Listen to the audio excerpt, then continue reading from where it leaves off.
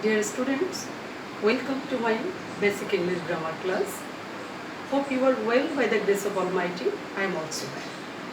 Today I like to discuss with article. Exception and origin of article. আর্টিকেলের কিছু exceptional এবং origin কি আর্টিকেলের এই শিরোনামে আজকের আলোচনা।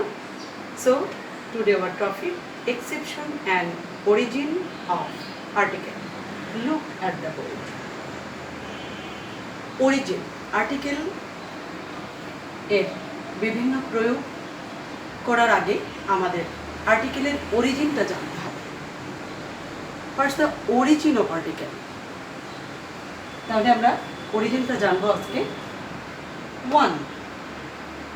ওয়ান এই শব্দটি থেকে এ এবং এন এর উৎপত্তি, যেটাকে আমরা বলি indefinite article.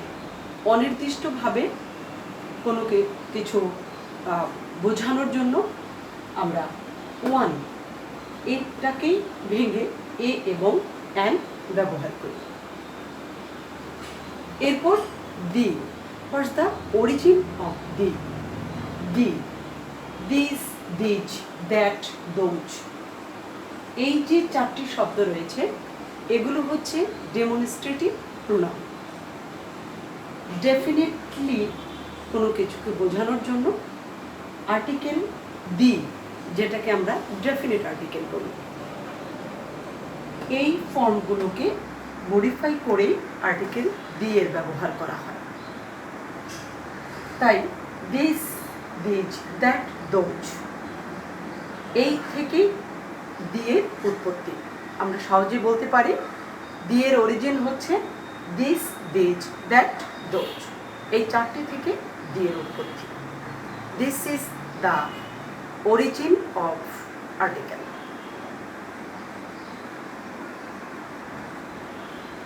Exception and origin of আর্টিকেলের আজকের আলোচনায় অরিজিনের আলোচনা শেষে এক্সেপশন নিয়ে আমি আলোচনা করব। What are the different types of origin and exception of article. এক্সেপশনের বিষয়গুলো মনে রাখা একটু টাফ, এ কারণে খুব সংক্ষেপে কীভাবে মনে রাখা যায় ছোট্ট ছোট্ট রুলসের মাঝে আমি তুলে ধরেছি। Look at the board and be attentive. Exception 1. 1 এর পূর্বে এন না লিখে এ লিখতে হয়। আমাদের একটি গতানুগতিক ধারণা, ভাওয়েলের পূর্বে আমরা আর্টিকেল এন ব্যবহার করি এবং কনসোনেন্টের আগে এ ব্যবহার করি ইনডিফিনিট আর্টিকেলের ক্ষেত্রে, আর ডেফিনিট আর্টিকেলে দি বসে। তো ওয়ান এই শব্দটি লিখতে গেলে যদিও আমরা দেখছি এখানে স্টার্টিং লেটারটি হচ্ছে ভাওয়েল, কিন্তু স্টার্টিং লেটার ভাওয়েল হওয়া সত্ত্বেও এখানে এন না বসিয়ে এ বসাতে হবে। তো এটাকে আমরা কিভাবে মনে রাখবো? খুব সহজে মনে রাখার জন্য এভাবে মেমোরাইজ করতে হবে। ওয়ানের পূর্বে, ওয়ান এই শব্দটির পূর্বে এন না লিখে এ লিখতে হবে। ওয়ান, শুধু ওয়ান এই শব্দটির ক্ষেত্রে যদি আমরা এভাবে জেনে থাকি যে ও এর উচ্চারণ ওয়া হলে সেখানে এন না লিখে লিখতে হয়, তাহলে আমাদের অনেক ক্ষেত্রে ভুল হয়ে যাবে। এখানে একটি উদাহরণ দিয়ে আমি বিষয়টা তোমাদের কাছে পরিষ্কার করতে চাই। ওয়ানের পূর্বে এন না লিখে এ লিখতে হয়। এক্সাম্পল, এ ওয়ান আইড ম্যান, এ ওয়ান সাইডেড ম্যাচ। দুটো শব্দই ওয়ান হওয়ার কারণে আমরা এখানে ওয়ানের পূর্বে দুটি শব্দের আগেই এ বসিয়েছি। কিন্তু ব্যতিক্রম, এক্সেপশনটা হচ্ছে এখানে ওয়াসিস, একটি শব্দ তোমাদের হয়তো জানা আছে, ওয়াসিস, যার অর্থ হচ্ছে মরুদ্যান। ওয়াসিস এর আগে যদি আমরা কখনো আর্টিকেলের ব্যবহার করতে চাই, কি হবে এখানে? অবশ্যই আমরা অ্যান ব্যবহার করব। কারণ হিসাবে এই রুলসটিকে আমরা আরেকবার ক্লিয়ার করে নিতে চাই। ওয়ান দিয়ে গঠিত সমস্ত শব্দের পূর্বে ভাওয়েল স্টার্টিং লেটার হওয়া সত্ত্বেও অ্যান বসবে, কিন্তু ওয়াসিস যখন আমরা লিখেছি তখন ওয়াসিসের পূর্বে অ্যান বসিয়েছি। This is the exception of article. আশা করি তোমরা বুঝতে পেরেছ। পরবর্তী আলোচনায় আসি। এক্সেপশন 2,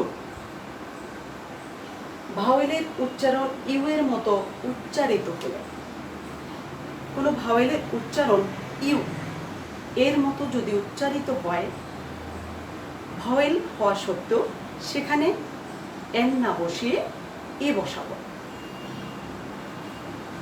ইউনিভার্সিটি স্টুডেন্ট, ইউনিভার্সিটি এই ওয়ার্ডটি লিখতে গিয়ে আমরা ভাওয়েলের উচ্চারণটি ইউ এর মতো উচ্চারিত হওয়ার কারণে এখানে এন না বসিয়ে আমরা এ বসিয়েছি। একইভাবে পরবর্তী উদাহরণটিতে লক্ষ্য করো, ইউরোপিয়ান গার্ল, ভাওয়েলের উচ্চারণ ইউ, ই ইউ, ইউ এর মতো উচ্চারিত হওয়ার কারণে আমরা এখানে এ বসিয়েছি। This is another exceptions of article. Exception 3, এইস এর উচ্চারণ সাইলেন্ট থাকলে, আমরা কোনো ওয়ার্ডে এইস এর উচ্চারণ সাইলেন্ট যখন দেখব তখন অ্যান ব্যবহার করব, আর এইস এর উচ্চারণ যদি ঠিক থাকে তাহলে সেখানে এ বসবে। একটি উদাহরণের সাহায্যে আমরা বিষয়টি ক্লিয়ার হই। এইস, এইচ দিয়ে গঠিত দুইটি উদাহরণের মাধ্যমে বিষয়টি আমাদের কাছে ক্লিয়ার হয়ে যাবে। সাপোজ আমরা যদি বলি অনেস্ট, অনেস্ট এখানে এইচ এর উচ্চারণ সাইলেন্ট, তাহলে এমন একটি শব্দ বলি যেখানে এইচ এর উচ্চারণ আছে, ঠিক আছে, H O S P I T A, hospital. একটিতে এইচ এর উচ্চারণ সাইলেন্ট, অন্যটিতে এইচ এর উচ্চারণটি পুরোপুরি লক্ষ্য করতে পারছি আমরা। তাহলে এক্সেপশনটি হচ্ছে এখানে যদি এইচ এর উচ্চারণ সাইলেন্ট থাকে সেখানে আমরা অ্যান বসাবো, আর এইচ এর উচ্চারণ যদি ঠিক থাকে কনসোনেন্টের নিয়ম অনুসারে অবশ্যই সেখানে এ বসবে। তাহলে অনেস্ট এর শব্দটির আগে অ্যান বসবে এবং হসপিটাল এই ক্ষেত্রে এ বসবে। মোস্ট ইম্পর্টেন্ট তিনটি এক্সেপশনস, আর্টিকেলের এক্সেপশন নিয়ে আমি আলোচনা করলাম। আজকের আলোচনা শেষ করার আগে আমি একটি গুরুত্বপূর্ণ বিষয় তোমাদের সামনে তুলে ধরতে চাচ্ছি।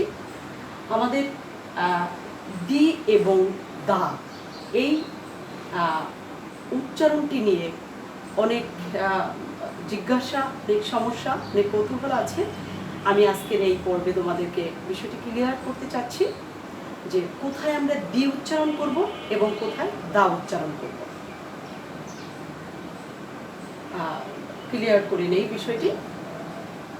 এ E I O U vowel, ভাওয়েলের এই পাঁচটি ভাওয়েলের আগে যদি দি ব্যবহৃত হয় আমরা দি উচ্চারণ করব। কনসোনেন্টের আগে যদি দি বসে সেক্ষেত্রে আমরা দি না বলে দা বলব। আশা করি তোমাদের আজকের আলোচনা থেকে অনেক কনফিউশন, অনেক কিউরিসিটি ক্লিয়ার হয়ে গেছে। তো এই আলোচনা থেকে প্র্যাকটিস করলে তোমরা অনেকেই উপকৃত হতে পারবে। আর্টিকেলের প্র্যাকটিক্যাল আরেকটু আলোচনা আমি পরবর্তীতে তোমাদের সামনে তুলে ধরবো। আমার এই আলোচনাটুকু প্র্যাকটিস করলে বারবার তোমাদের অনেক কনফিউশন ওভারকাম করা সম্ভব হবে। পরবর্তী আলোচনা নিয়ে তোমাদের সামনে হাজির হব। সে পর্যন্ত সবাই ভালো থাকো। Stay safe, keep learning. God bless you.